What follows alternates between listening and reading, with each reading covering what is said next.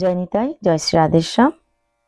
ফেব্রুয়ারির 27 তারিখ হচ্ছে ফাল্গুনের শুক্লা একাদশী। এদিন আমরা সবাই একাদশী ব্রত পালন করব। এই একাদশীর নাম আমলকি একাদশী। ধাত্রীফলা আমলকি। এই দিনের আমলকির বৃক্ষের পূজা করা, আমলকি দান করা, ভগবান বিষ্ণুকে আমলকি অর্পণ করা এবং বিভিন্ন মন্দিরে কিংবা কোনো সাধুগুরু বৈষ্ণব বা কিংবা দুঃখী বা যার প্রয়োজন আছে এরকম কাউকে আমলকি ফল দান করা অনেক ভালো বা শুভ বলে মনে করা হয়। আমলকি বৃক্ষের যারা পূজা করতে পারবেন, পরিক্রমা লাগাতে পারবেন, সেটাও অনেক ভালো মনে করা হয়। ভগবান বিষ্ণুর তো অবশ্যই পূজা করবেন। এই একাদশী সমস্ত পাপ হরণ করে। আর হরিনাম সংকীর্তন শ্রবণ করা, একাদশীর ব্রত কথা শ্রবণ করা, ভগবানকে অর্চন করা, বন্দন করা, রাত্রি জাগরণ করা ইত্যাদি অবশ্য করবেন। বিধি অনুযায়ী একাদশী ব্রত পালন করবেন। আর পরের দিন হচ্ছে পারণ 9টা 54-র মধ্যে। তো এই সময়ের মধ্যে আপনারা পালন করবেন এবং যথা সাধ্য যার যেরকম ক্ষমতা দান করবেন আর আমলকি ফল দান করবেন, ভগবানের পূজা অর্চনা করবেন।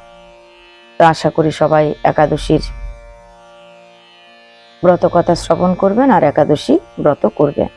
একাদশীর মাহাত্ম্য সম্পর্কে কিছু কথা আপনাদের আজ শ্রবণ করাচ্ছি। সমস্ত মানুষের সকল মঙ্গল ইচ্ছা পূর্ণকারী একাদশী ও দ্বাদশী তিথি যাহার প্রিয়তমা সে ভগবানকে আমি প্রণাম করি। এই ব্রতের নিত্যত্ব হেতু অতি অবশ্যই পালন করা উচিত। উহার অনুষ্ঠান করিলে সর্বপাপ ধ্বংস হয়, সর্ব অর্থ প্রাপ্তি হয় এবং শ্রীকৃষ্ণের প্রীতি বিধান হইয়া থাকে। ব্রাহ্মণ, ক্ষত্রিয়, বৈশ্য, শূদ্র, নারী এবং সকলেই ভক্তিপূর্বক বিষ্ণুর প্রতিপদ একাদশী ব্রত পালন করিলে সর্ব কাম ফল মুখ্য আদি পর্যন্ত লাভ করা যায়। কত বৎসর বয়স্ক্রম হইতে একাদশী ব্রত পালন করা যায় বা করা উচিত সে বিষয়ে বলেছেন যে সবার তো একাদশী ব্রত পালন করা উচিত, তাতেও শাস্ত্রে আবার বিধান আছে যে বয়স্ক্রম অর্থাৎ আমাদের বয়স যখন 8 বছর হবে, ওই 8 বছর বয়স থেকে 80 বছর বয়স পর্যন্ত প্রত্যেকটা মানুষের অবশ্যই একাদশী ব্রত পালন করা উচিত।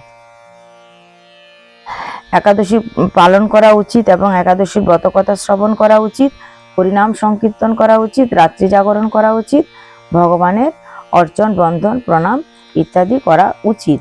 ব্রত পালনে যদি অসমর্থ হয় তাহলে কোনো ব্যক্তির পক্ষ থেকে অন্য কোনো ব্যক্তি একাদশী ব্রত পালন করতে পারেন। যদি হয়তো দেখুন আপনার বাবা কিংবা মা কিংবা ঠাকুরমা ঠাকুরদাদু সারা বছর একাদশী ব্রত পালন করে এসছে, কিন্তু হঠাৎ শারীরিক অসুস্থতার কারণে বা যে কোনো কারণবশত তিনি হয়তো একাদশী ব্রত করতে পারছেন না, তবে তার হয়ে অন্য কেউ, তার পুত্র, কন্যা, ভগ্নী, ভ্রাতা যে কেউ যদি একাদশী ব্রত উপবাস করেন তবে সে একাদশী ব্রত পালন করা হয়ে যায় তার। এমনকি যে একাদশী ব্রত পালন করছে তারও অনেক পুণ্য হয়। তো একাদশী ব্রত যদি অন্যের হয়ে আমরা করে থাকি তাহলে যার উদ্দেশ্য করছি তার ব্রত তো পালন হবে, উপরন্তু আমি যে করলাম তারও অনেক ফল প্রাপ্ত হবে। আর একাদশীর ব্রতের কথা সম্পর্কে বলা হয়েছে যে কৃষ্ণপক্ষ আর শুক্লপক্ষ দুটি পক্ষ আছে, তো দুই পক্ষেই একটি করে একাদশী আছে। দুটো একাদশী কিন্তু থাকা প্রয়োজন। আবার কেউ কেউ বলে থাকেন যে কয়েকটা বাছা বাছা একাদশী আমরা করব, 4টে কিংবা 6টা ভালো ভালো একাদশী, কিন্তু এর পরিপ্রেক্ষিতে গ্রন্থ বলছে যে একাদশী ভালো কিংবা খারাপ নেই, প্রত্যেকটা একাদশী ভালো।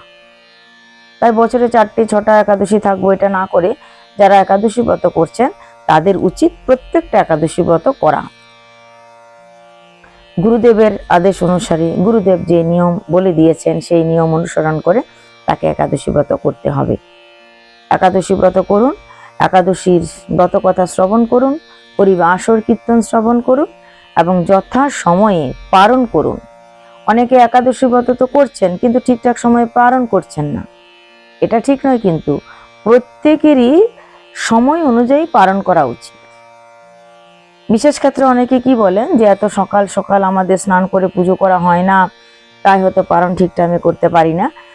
তাদেরকে বলছি যে যারা হয়তো খুব সকাল সকাল পুজো অর্চনা করে সারতে পারছেন না, অন্তত পুরীর মহাপ্রসাদ সেবা করে হলো আপনি টাইমের ভিতরে পালন করুন। কারণ সময়ের ভিতরে পালন করাটাও উপবাসের একটা অঙ্গ বলে মনে করা হয়। তাই সবাই একাদশী ব্রত পালন করুন, অন্যকে একাদশী করতে উৎসাহিত করুন। কারণ একাদশী দিন যারা অন্ন সেবা করে তারা কি সেবা করে? তারা তো পোকা সেবা করে, তারা তো পাপ আহার করে। একাদশীতে পাপ অন্নের ভিতরে গিয়ে লুকিয়েছিল। তাই একাদশী দিন অন্ন সেবা করার অর্থই হচ্ছে পাপ সেবা করা। কেবলমাত্র পুরীধামে একাদশী ব্রত চলে না এই কারণে, কারণ মহাপ্রসাদের এতই গুরুত্ব সেখানে একাদশী ব্রত না করে যদি মহাপ্রসাদ সেবা করা হয় তবে তাতে পাপ লাগে না। কারণ মহাপ্রসাদের ভিতরে তো আর পাপ ঢুকতে পারবে না, সেই কারণে।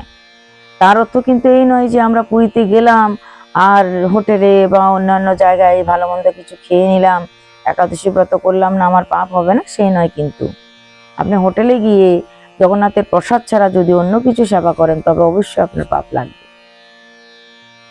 তাই একাদশীতে পুরীধামে থাকলে যদি একাদশী ব্রত করতে না পারেন তবে অবশ্যই আপনাকে পুরীর প্রসাদ সেবা করতে হবে, জগন্নাথের প্রসাদ পেতে হবে।